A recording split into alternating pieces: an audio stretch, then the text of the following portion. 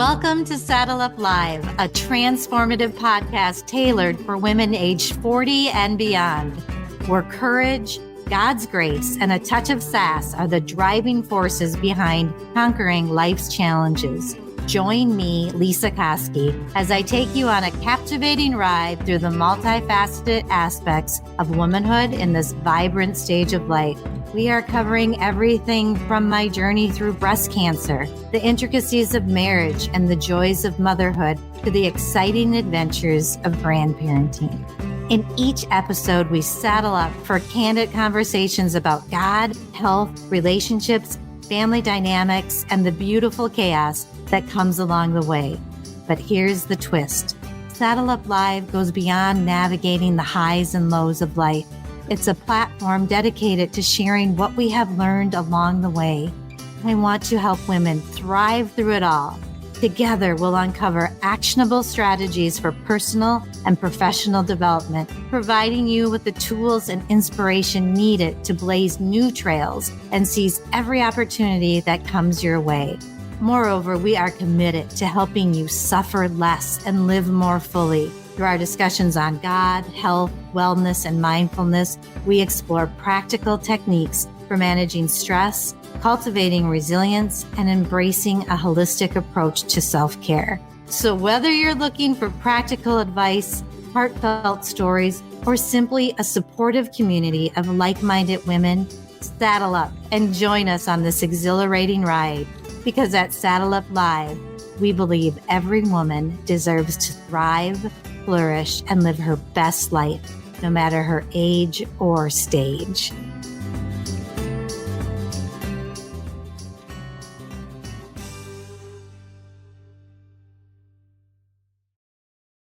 Welcome to this week's Saddle Up Live. I'm so glad you came back because that Dr. Adam Woods is so good. And today we get to hear all his tips, 5 of them, on having a happy, healthy life. They have changed my life and people that I love. So stay tuned. It's an awesome one. But okay, so now that we know your story and a little bit more about you, and we trust you and you've done amazing things, can you share with the listeners those 5 steps? And I think if I remember correctly, and I'm taking notes, there was an order to them. Mm-hmm. There was one that you felt was more important. And the reason this is so important to me and my listeners is I want everyone to be healthy no matter what. I want my family, I want my friends, but I want my clients to be too. Right, and when you are going through a divorce, it is a really hard time. And my number one thing is take care of this, take care of your well-being. And so any information like this that I can share to help them is going to just get them headed down the right path. Right. Great. And that's a great message. It's really important. So I'll just sort of tell you my little spiel that I would normally work on with a patient in a situation like I told you before we started recording, I've listened to 3 of your previous episodes. I'll tell you kind of what I would say, and I'm going to piggyback quickly off of what you said, which is I tell people when they're in the process of divorce or they've lost a job or a loved one has died, it's very much the same kind of loss. And if you look at the psychological literature, it's identical. So most of us are familiar with Elizabeth Kubler-Ross's work. And if you're not, you know what she said. That's the denial, bargaining, and all of that. What's funny, though, is that as we're going through that, we need to be really patient with ourselves. But one of the things is we forget in the midst of crisis to do normal things to take care of ourselves. And here's the problem. Our body can't talk to us. So all it can do is make us feel bad. All right. And then what it hopes happens, I know I'm anthropomorphizing our body, but this is evolution, right? So when our body makes us feel bad, it hopes we'll pay attention. And so what'll happen is people come to me and they've had this big loss and they're feeling depressed or anxious or a combo of the things, and they're not sleeping well, they're not exercising, they're not eating well, they're not showering, they're not shaving, they're not doing anything fun. And they go, well, I feel terrible. And I go, well, when was the last time you ate a vegetable? Well, it's been a week or two. Okay, so drink a glass of water, eat a vegetable, go for a walk outdoors every now and then. Like we get so focused on the minutia. And what happens is our body goes, wait, our routine is thrown off and it makes us feel bad. And we assume that I feel bad because I'm getting divorced, my mom died, my whatever happened.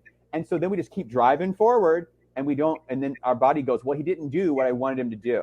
So I'm make him feel worse and see if he can't, well, now I need more medicine, or now I so forth. So self-care is important, all right? So here gets into what I call the 5 things that you referenced. So when I was in my first year of residency, I was very disheartened as a physician because I was following the textbook, like start this medicine, go up in dose, add this medicine, do this. None of my patients were getting better. And that's disheartening for me as a scientist, because I'm used to, if you follow this, like in chemistry, add this to this and this is going to happen.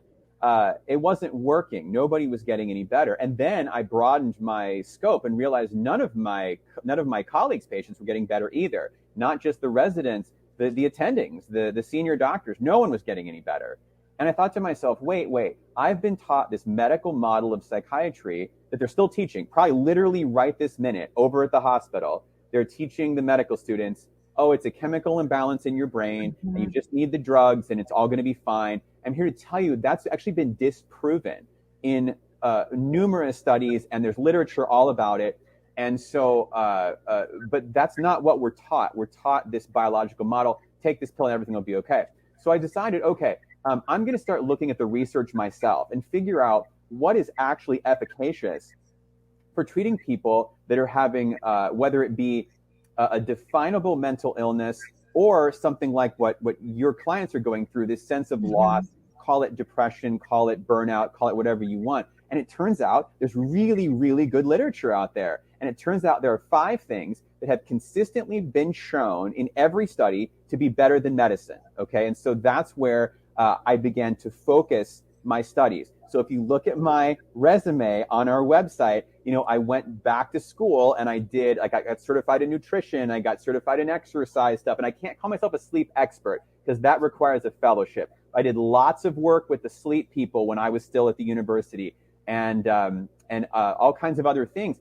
And I realized that I needed to teach my patients better. What are these things we can do? Now, for anybody listening who's on psychiatric medicine, I'm not saying don't be on psychiatric medicine, okay? And definitely don't stop it without talking to your physician, okay? Just right away. But we're taught if I just find the right drug, everything's going to be okay. Now, in 10 years of practice, and if you'll give me my last 2 years of medical school, 12 years of practice, I've seen that happen. Find the right pill, everybody feels better. But it's much, much more the exception than the rule, okay? So if you look at the actual research, and this is what I do for patients, this is the pie graph of how do I treat you, okay?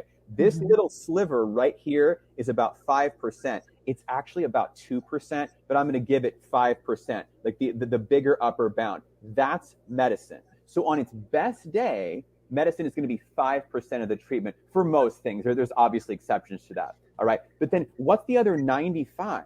Because that's way more efficacious. Imagine picking up a 25-pound barbell with one 5% of your finger, right? I mean, you might be able to move it a little bit. You're not going to be able to pick that sucker up. So what's the 95%? How can I use the rest of my hand? That's the 5 things. Yep. All right? So here's the metaphor I use with patients just to get everybody filled in. Imagine if you came to me with a broken arm and I went, here's a pain pill. You'll never feel that arm again. That's terrible advice, right? I should lose my license. Now, at the same time, you'll meet people, it's usually therapists, who will say, psychiatric medicine is garbage. We should just throw it all away. No. That's baby with the bathwater. Back to the 5%. So you come to me with a broken arm and I say, okay, the real treatment for a broken arm is casting, maybe surgery, physical therapy. Now, while we're doing that, I am going to give you some pain medicine to help you get through it to control symptoms. But the pill doesn't make the arm better, does it? It helps you get through the real treatment. That's psychiatric medicine. So this is why I say don't just sort of give up on the idea that medicine may help in the short term. What you really want to do is what I call the 5 things, okay? And so here are the 5 things. We're going to go through them one at a time, all right? So number 1, the king, the queen, the undisputed heavyweight champion of the world is therapy, okay? So talk therapy beats medicine in every study ever done, not paid for by a drug company, all right? Therapy is absolutely for every single psychiatric disorder except pure ADHD with nothing else going on. And actually in kids that are younger than about 10, it's the best treatment for that too. But we're talking about adults here because 10-year-olds don't tend to get divorced, all right? So anyway, so therapy. And so people will often say to me, oh, I tried therapy. It doesn't work for me. I'm here to tell you with all the compassion in my heart, saying that therapy doesn't work is like saying food doesn't make me full. Okay. We didn't do the right kind and the right amount. And the number one predictor of how well do I do in therapy is rapport with the therapist. So how well do we get along? So even if you've tried 3 people, you haven't found the right person. All right. And I see with our timing, I'm so sorry. Just keep going. This is so good. Yeah. I want to give you my full spiel. I tell patients this. So when I got out of the military and I went to medical school, I was having a little bit of trouble getting back into civilian life. Now, I didn't have PTSD, but there's some things in civilian life after that many years that I just kind of was feeling weird about. So I went to the counseling center at Duke, and they kept putting me with these therapists that were graduate students. They were younger than me. They had no life experience. They'd gone from kindergarten into graduate school, and they had nothing to tell me. And so I kept firing therapists and going, listen, this isn't going to work. And they eventually stuck me with the guy that ran the clinic. He was older than me. He had been divorced once. And frankly, he kicked my butt a little bit. There's a military expression. He put me against the wall, which means he kind of lined me up and said, hey, pay attention to this, whatever else. But he was like lock and key. It took us about 2 sessions and I was done. And it was so good for me as a young medical student, because I thought kind of once you're in therapy forever, because you hear about Hollywood starlets like, I've been in therapy every day for 20 years. Well, it doesn't have to be forever and ever and ever. Okay. If you can find the right fit, it's going to go like peanut butter over bread. I mean, it's fantastic. All right. So therapy is absolutely the key. And I tell people, keep looking for the right person. And it's the one time in life I would ask you not to be PC in your own mind. So when it comes to who do I want to be a therapist, if you rather have a man over a woman or a black person over a white person or a Jewish person over, fine. Now, the more parameters you put on it, the harder it's going to be to find that person. You may have to go to Chicago or New York or, but now with telehealth, we actually can do a lot of that. So pre-COVID, that was unheard of. But now you can really find that lock and key. But keep going, because that's going to be the best. And then therapy is not a passive thing. This is what everybody thinks. So for those of you that are my age or, or older, you're going to remember the movie Good Will Hunting. All right. So, and in comes Matt Damon. He sits down and he goes, let the healing begin. All right. So that's exactly what people think, that therapy is some passive thing where you sit there and the therapist imparts something upon you. That's not what modern therapy is about. Modern therapy, CBT, DBT, ACT, they're all about what is happening and what do we do about it. So it's going to be, here is your homework, here is what you need to do, and you have to practice.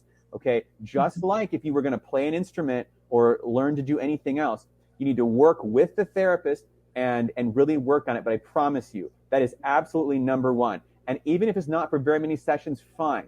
So number one of the 5 things, no question, hands down, therapy. Okay. All right. Number 2 is sleep.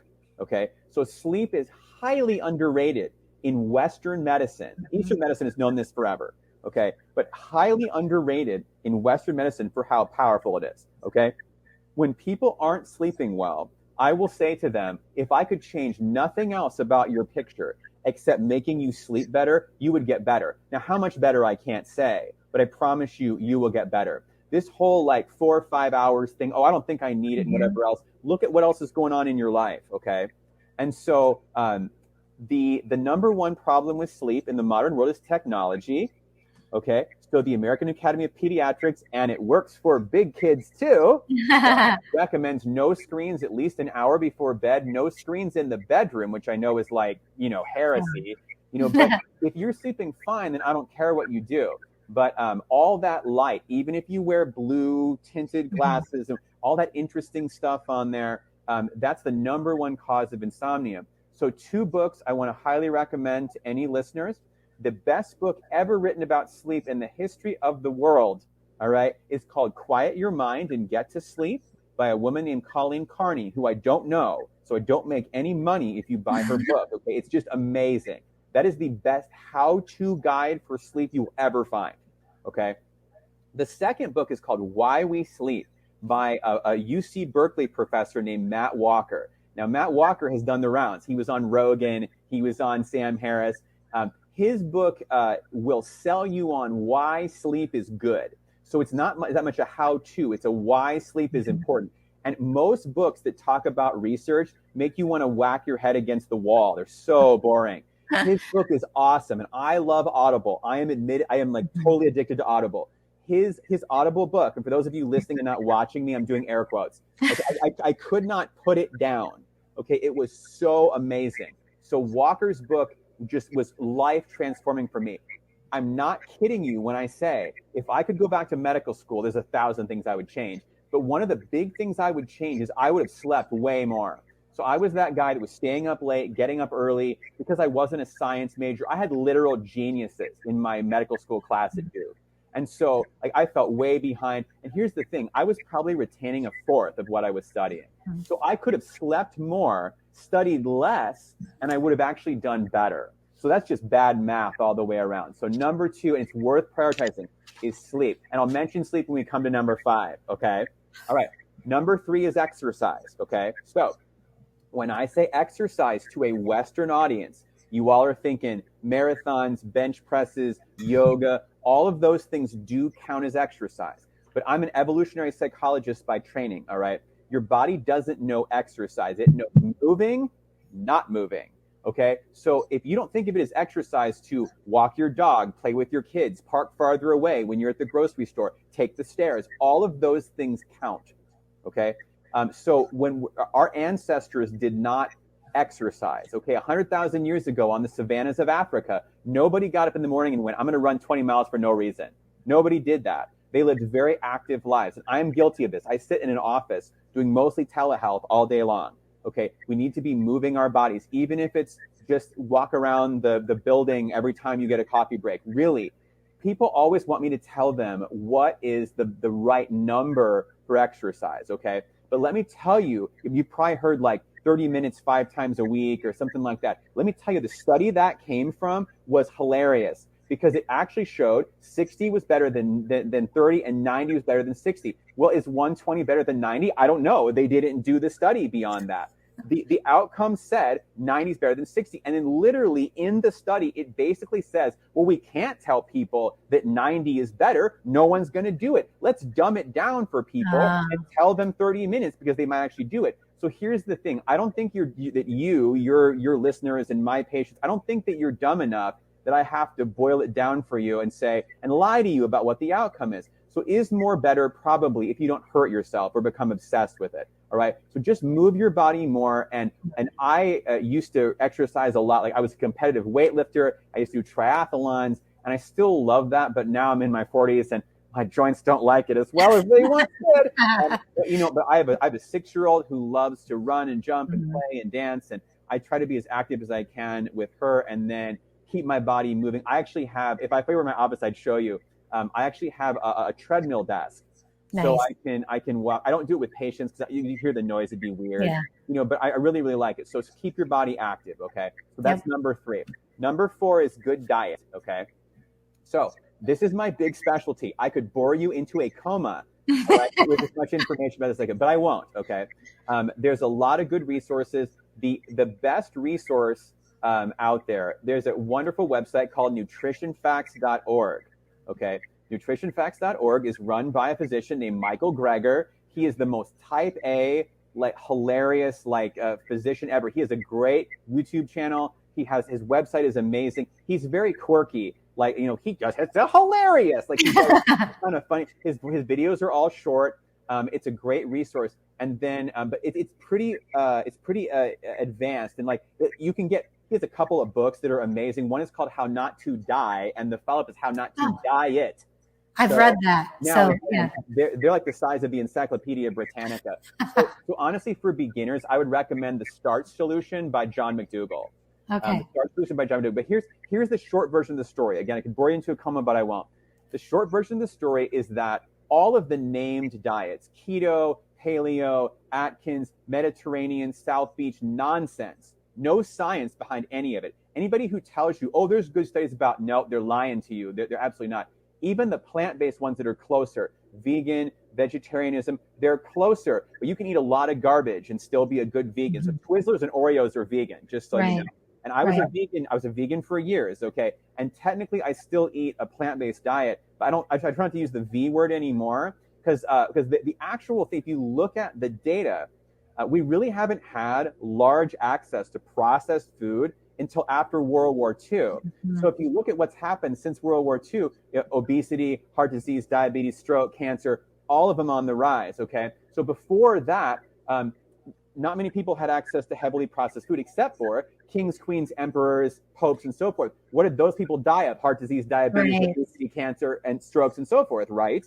Okay, so I tell people that diet is not a zero-sum game. And what I mean by that is it's not like if you can't do it perfectly, you shouldn't do it at all. People get this vision, like if I can't do it perfectly and just eat microgreens that are organic, watered by the tears of angels, I'm just going to eat double-fist cheeseburgers all day. It doesn't have to be that way, okay? So, and this is where Dr. Greger is great. He'll talk about how they did studies where there are people that they gave them like big, greasy steaks, and they had them eat, half of them just got the steak and half of them got a cup of blueberries ahead of time. And the badness was so much less mitigated by the berries because the antioxidants in the berries are so powerful. So it doesn't have to be, you want to go for less processed food, not zero processed food. My last shout out will be to the man that really taught me how to do therapy and really got me into this is a man named Doug Lisle. Okay, so Doug Lisle, you can find him online, esteemdynamics.com or org, I'm not sure. He and his partner, Jen Hawk, do therapy kind of stuff, but they also are big into this plant-based nutrition. And Doug and Jen are much more middle of the road. So they're not like the way out there, like eat nothing with a shadow kind of vegans, but they also aren't going to lie to you and say, oh yeah, eat all the steak you want, it's fine. So, but now, why does it affect our mental health? So we can all understand why it affects our physical health, right? If you eat the food that your species was evolved to eat, we can understand why physically we'd be doing well, right? So 0 animals in nature are obese. 0, not 1, 0, okay? In fact, there's only 3 animals that are obese, dogs, cats, and humans. Where do they all live, right? Together, right? In the same thing. Now, if you take an animal and you put it in the zoo and you feed it food not natural to it, it gets fat, it gets sick, it dies of diabetes, heart disease, cancer, stroke, and so forth. It's science, it works, doesn't it? Okay, so all of this to say that that again, we want to do less processing, and it affects our mental health because yes, our physical health is better, and therefore we feel better mentally. But all the neurotransmitters in our brain that the medicines that I prescribe work on, serotonin, norepinephrine, dopamine, they come from somewhere. They're in our brain, right? How'd they get there? It's not magic. They came from the food that we eat. Our body makes them. So if you feed your body what it was evolved to eat, everything works better. Okay. Mm-hmm. And then number 5, last but not least, my absolute favorite is meditation. Okay. So some kind of a meditative process. Now, I teach what's called mindfulness. I became certified. I teach mindfulness. My wife is from this weird little town in Southeast Iowa where they do transcendental meditation. That is fine. They will tell you that their stuff is better. They paid for their studies. It's right there on the study. The TM movement paid for it. But I'm not saying it's bad. Okay. In fact, when Dean Ornish did his studies, he's one of the big plant-based guys. When he did his studies in the 90s, they had all kinds of other meditative things like contemplative prayer, walking in the woods, and do not think you have to be a Buddhist or a Hindu to meditate. Okay. Every major religion, the Sufis in Islam, the mystics in Christianity, like Francis of Assisi, Ignatius of Loyola, Saint Teresa of Avila, Saint John of the Cross, right? So all the major religions have this meditative component, all right? And meditation is kind of what I came to last. I totally wish I would have known about it 20 years ago. Mm-hmm. Something else I would have done a lot differently in medical school is I would have meditated every day. And I would have done way better if I had, okay? So why is meditation so powerful? There's 1,000 reasons, but here's the big one. I'm going to tie it back into 2 of the previous things, okay? There's 2 reasons. I said 1 reason, 2 reasons. Number 1 is, if you think about it, meditation is therapy with yourself. So remember I said therapy was the king, the queen, the undisputed heavyweight champion, right? So think about this for a second. When you talk to a therapist, what do? You put your thoughts out of your head into the room, and then you and the therapist talk about it, and you parse through it, and you think, okay, I think out loud. What should we do? What about this? What about that? When you're meditating, you do that with yourself, okay? And so it's like doing therapy with yourself. And the second thing The second big reason about meditation is people's sleep tends to improve dramatically. And remember, sleep was number 2. All right. So I always tell people, except for having children, I'm not overstating this, except for having children, nothing in my life has been more powerful than getting serious about my meditation. And I don't do it nearly as much as I wish that I did. Someday I'm going to dedicate much more time. But even though my own life improved so much by meditating, my sleep also got a lot better. So I have to say, I'm a scientist, I can't for sure say it wasn't the sleep playing a bigger role, but both of them are good. Okay. So can I ask a question regarding meditation? I can't stop myself. So, I read a book about it. I have this mind that doesn't like to stop. Yeah. And when you talk about sleep, I mean, I can take everything out of my room. It's been happening since I was a little girl, going to bed in a dark room with one book to read or whatever. It just is really, really hard. And I know a lot of people say this about meditation. So I love to jog. Okay. I feel like I get into a meditative state when I'm jogging and I don't listen to anything. Does that count? Absolutely. And also, like sometimes if I listen to something like to get my mind, you know how you can find meditations online. And so when you say meditation, it's really hard. And I keep working on it for me to quiet my mind and to not get mad at myself in the middle of it. So any advice? That was a beautiful segue. I was actually just going to talk about that. Perfect. Yay. So one of the things I would say, just so I don't lose it, because I'm going to get into my little thing here, is that when you talk about running or something like that and getting into that, you'll hear people talk about flow. Okay, so getting into a flow state. And there was a really famous psychologist named Csikszentmihalyi who talked a lot about getting into these flow states. And the sports experts talk about people like Jordan, would get into these moments. This is why people like rock climbing and these really intense sports, because you have to be solely focused. All right. So absolutely. That's why I said contemplative prayer, walking in the woods. Ornish talked about walking in the woods with no earphones in. Yeah. So things like that can be very meditative. I have patients who like to do long motorcycle rides with no radio or anything. Yeah. And it's very, very meditative. Okay. So, but the one thing I will say is I often get people who say to me, I can't meditate. My mind is too noisy. That's the point. I know. So there's a lot of misconceptions about meditation. We could do a whole other one about just meditation. But here's the big thing. The first thing is people will go, I tried it. It just didn't work for me. Again, that's like saying I sat down at a piano and I wasn't ready for Carnegie Hall in 5 minutes, and therefore I can't play the piano. A, it takes practice. B, the biggest misconception about meditation is I'm going to clear my mind. No, you're not. No, you're not. The Dalai Lama has said he can't clear his mind. And okay. Here's the thing. One of my teachers would always say, let's imagine you could clear your mind. What earthly good would that do? Right. We could give you anesthesia and clear your mind and you wouldn't come out any wiser. Right. So here, this is why it's so important and why it's so powerful. The point is not to clear your mind. The point is to accept your mind for how it is. So when you get into meditation, I'm going to recommend a couple of apps here in a minute that I also have no financial interest in, by the way. But when you sit to meditate, instantly your mind is going to wander. So whether you sit and you're trying to watch your breath, you're trying to look at a visual aid, you're listening to a sound, you're doing a mantra like in Transcendental meditation or Tibetan Buddhism, instantly your mind is going to wander and you don't even notice it. But then at some point you notice my mind has wandered and you could come back to your meditation object, back to your breath, back to your mantra. Mm-hmm. Instantly it's going to wander again. Back you go, back you go. What are you doing? You're doing bicep curls with your mind. Okay. And so you do get better at it. But the point is not, I'm going to clear my mind. Oh, I'm going to clear it. Oh, I can't clear it. Oh my God, I can't clear it. You're never going to clear it. Right. So when we get anxious, we have panic attacks, we're worried about the future because, oh my God, I'm getting divorced and what's going to happen to my children or to my house or to, this person was supposed to be the love of my life. I made a vow before God and all this stuff, but so when those thoughts come, we don't try to push them away.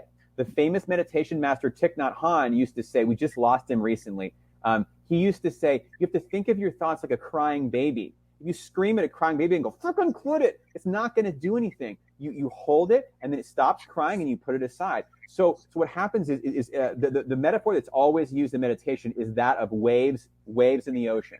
Okay. So a wave comes from where? It comes from nowhere. It just comes from the water. And where does it go when it goes away? It goes back to the water. Our thoughts are exactly the same. So we always tend to use negative examples here, but let me use a positive one, okay? Something you wish you could hold on to forever. The best meal you ever had, the most in love you ever felt, like the greatest movie or song that you could possibly imagine. You wish you could keep that rapture forever and ever, but you can't. It goes up, it goes down. Okay, and so do the bad feelings, anxiety, fear, depression, up and down it goes. And so what you do is you eventually learn, and it's hard. I am not great at it, and I'm sure once you get a lot of hours under your belt, you get much, much better. In fact, the medical studies using fMRI show this to be true, but I haven't gotten there yet. But you get to the point where you watch the feelings come, and it's like, oops, there's that anxiety again. Right. And I'm just going to watch it. I'm not going to judge it. You're not going to die. So even your body goes, oh my God, I'm going to die. You're not going to die. You're in a safe setting. And eventually it extinguishes. That's the psychological word, all right? Just like Pavlov, it extinguishes. And so, and over time, you can actually extinguish those feelings. So not easy at all, but definitely worth your time. So I want to recommend 2 apps, because a lot of times people do find guided meditations to be easier in the beginning to have somebody lead you. Now, when I teach people, and this is how we teach children, but I'm in my 40s and I still like this, we begin with a walking meditation.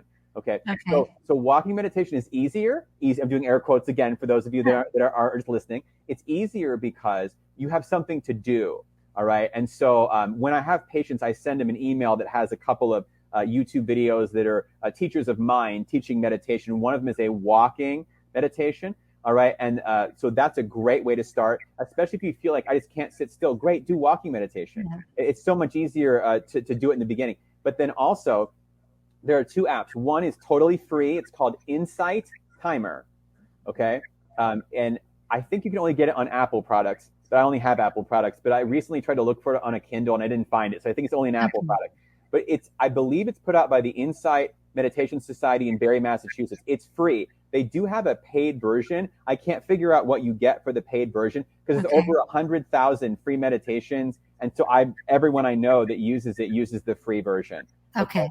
And they've got really good meditations for sleep, and you can do your own timer thing. It's fantastic. Everybody I know who teaches uses Insight Timer. Okay. The second one is Sam Harris's app, which is called Waking Up. And so Waking Up does cost money, although if it's too much for you, you can request either a partial or a full scholarship. And according to Sam on his podcast, he says he never denies anybody. Now, I don't know if that's true, but I've been listening to Sam for years and I believe him. So the nice thing about Waking Up is that I subscribed to it maybe a month ago because I just love Sam Harris's work. But I worked my way through Sam's introductory course, and he actually teaches you, and he has one for every day for the first, I think it's 28 days. So that does cost a little bit of money unless you get a scholarship, but you kind of can work your way through that. That way, at least you can have some kind of guidance for it. Now, there's also Calm, 10% Happier, Headspace. I have nothing bad to say about those. I just have never used them. Okay. So I don't want to say, oh yeah, they're great, because I don't know, but I mean, I'm sure they're great. And if you have one that works for you, there's no reason for you to switch, although you could get the free one, because why not? Right. And so just to wrap up my 5 things, and I'll let you ask any questions. So I always tell people at the end, here is the beauty of the 5 things, okay? Number 1, there's no side effects, all right? So any medicine from a Tylenol to a Vicodin has the potential for a side effect. Medicines are blunt instruments. You wish your Tylenol would just go to your head, but it goes to your big toe as well. Right. Okay? So they're not precise. So the good thing about the 5 things is no side effects. And then number 2, when I make a medicine change, I only ever make one at a time.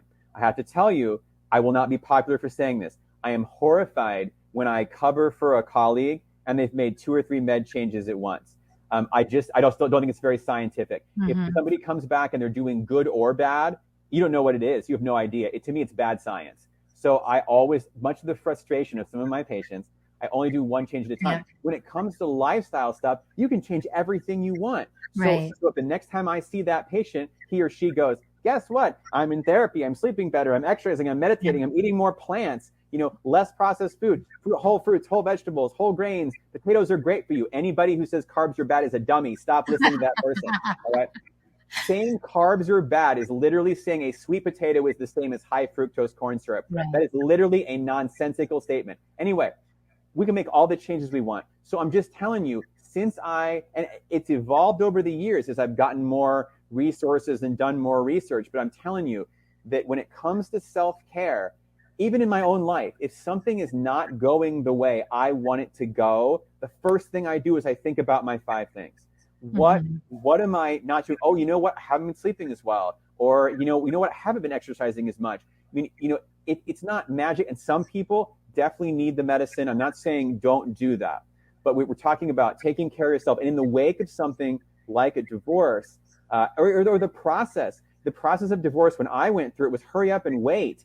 I mean, it was incredibly stressful. Yeah. So then like you want to have, and no medicines are quick. Even Xanax, which usually comes in quickly. But if you can focus on your breath, I will say, I listened to one of your previous people who said, I recommend people do this breathing thing where they do 5 seconds in, hold for 5 seconds, and 5 seconds out. I have to respectfully disagree. Because if you look at the studies, this is the secret to breathing. Every time someone says, oh, my therapist taught me breathing, I say, show me your breathing. They almost always are doing it backwards, and they do it like this. All right. So that is what pregnant people and boxers do. All right. So here is the secret. I literally took a 10-week class with the man who holds the world record in breath holding. All right? All right? And it was billed to me as this is going to help your singing. Okay. He held his breath underwater for over half an hour. Oh my God. Okay? I quickly figured out what he was teaching was an anxiety technique. Because if you're going to go underwater for half an hour, you better be able to control your anxiety. Here is the secret. You breathe out longer than you breathe in. I swear to God, it's that simple. Okay. If you breathe in longer than out, and even that equal in and out, you're going to activate what's called your sympathetic nervous system. That's fight or flight. Okay. But if you breathe out longer than in, you're going to activate what's called parasympathetic. That's rest and digest. Okay. So as a singer, I tend to think in 4. So when I do it, whether I'm going to give a speech, whether I was in my powerlifting days and I had to go get up on the platform. So I think in for 4, out for 8 or 12 or something like that. But you could literally do in for 2, out for 20. Whatever you want is fine. But that's something you can do in the moment. You can work on therapeutic techniques, get up and move around if it's exercise. How's my diet? Can I do my meditation stuff? You can do that. And it can give you, if not instant relief, much faster than most of the medicines I give. It takes a month. Right. We got to go up in dose maybe. So anyway, that's those are my advice pieces. We're at 52 minutes. I know. I told you. But anyway, that's my 5 things. So there you go. That's why you asked me to be on your show. I know. And I love that. And it's very meaningful to me because those 5 things are kind of new to me and important. And I want to say too, that I have struggled with anxiety all my life. And probably a couple of years ago, I went on, when COVID hit, I did go on anxiety medication with the idea that I'm going to do everything else too. Then I got my life coach and I started changing all these things. So I can't really say what actually was the ticket, but I think I was on that anxiety medication for 9 months and have gone off of it and am a different person. It's kind of amazing. Medications are tools. And so people, they're useful. If you have a screwdriver and you're trying to hammer in a nail, there's no reason to not use a hammer, right. But at the same time, just like my metaphor of the broken arm, what the goal should be. And some people need medicine for the rest of their lives, and it's okay. Okay. It's okay right. If that's you. But for the vast majority of people, if we can work in all or most of the 5 things, I can get the doses down really low, and usually I can get people off of stuff after a while. And sometimes we go back on because life happens, but it's not some kind of a failure if you have to be on it. But I just think people need to know the other options. Because again, remember, the way that 99% of your doctors, that's family medicine, pediatrics, OB, and psychiatry, which are the main prescribers of psychotropic medicine, the way that they're taught is symptom drug. That's what we're taught. I was taught that too.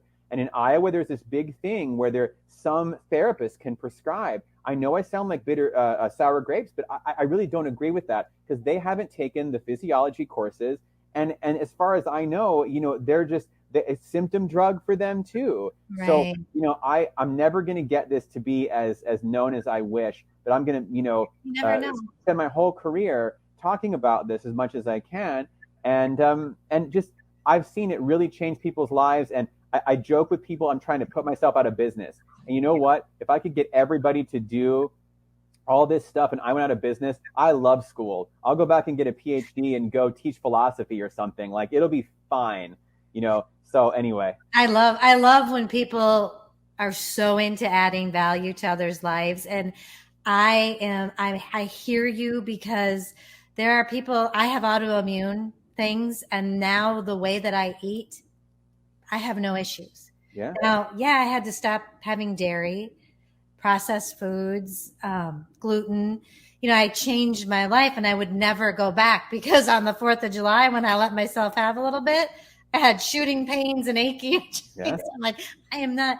And you just wish that everybody could just try it, because it can be so life-changing. So on so many levels, I am just geeking out about all this stuff, and I love it. And so one of the things I'm taking right from Doug Lyle, the guy that I mentioned, but he won't care, is that any of these things, you don't have to, actually I didn't think about, this is kind of a joke now that I think about it, you don't have to get married to all those things, all right?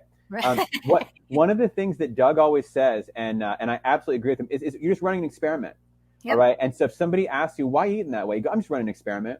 And so, take 2 weeks, take a month, take 2 weeks, make it longer than a day. It takes a little longer than a day, but plan ahead of time. But if it's meditation, if it's whatever else, to be like, I'm just doing this experiment. Right. And you tell yourself that, because then you didn't fail. You ran an experiment. Who cares? Right.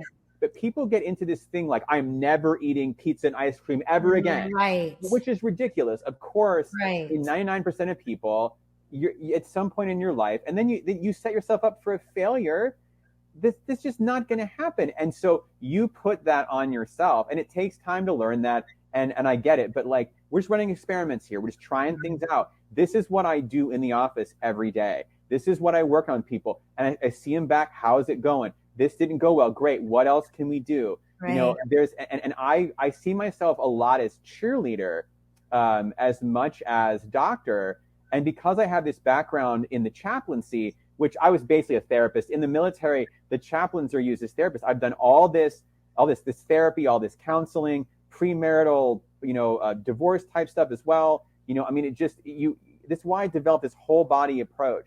And it's absolutely worth anyone's time to look into any or all of those things.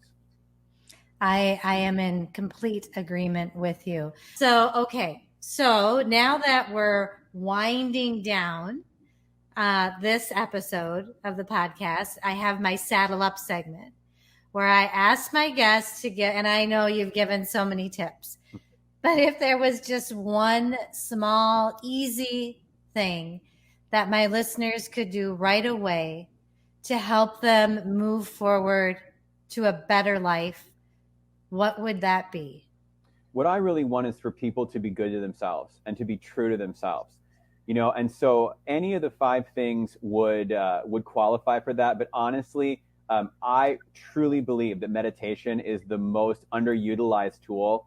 And if I could change anything about the vast majority of my patients' lives and the people I encounter, I really would encourage them to, I know it's tough, but to work on it and to, understand it's a process. But that tool, the ability to, whether it's relax or feel positive feelings about people using what's called metta meditation or loving kindness, or whether it be focus for those of us that have ADHD and so forth, the fact that you have this inherent circuitry in your brain that allows you to not really control your emotions, but to sort of accept where things are and not be bothered by them. It's just absolutely, there's not enough words that I can say for how powerful and incredible that is. All right. That is a great piece of advice. So grateful for having you. I mean, Dr. Adam Woods, your 5 steps, your story has meant the world for me to be able to share this. And it's going to be 2 episodes, and we're going to have you come back. So I appreciate you. Thank you so much for adding value to this world and for being with us today. Thank you so much. What an honor to be on the show. Thank you.